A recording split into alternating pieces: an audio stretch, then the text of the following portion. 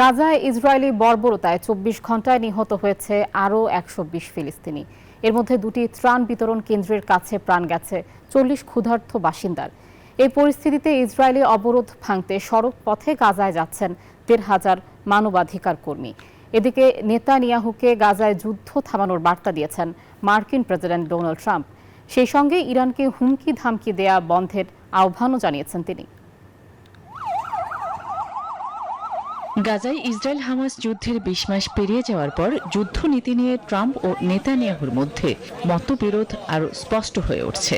Israeli প্রধানমন্ত্রী হামাসকে সম্পূর্ণ নির্মূলে যুদ্ধ অব্যাহত রাখতে চাইলেও ডোনাল্ড ট্রাম্প দ্রুত যুদ্ধ বন্ধে আগ্রহী।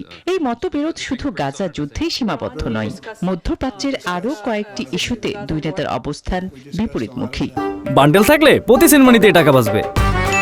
বিকাশ সেনমানি বান্ডেল কিনে জিতুন প্রতি লেনদেনে।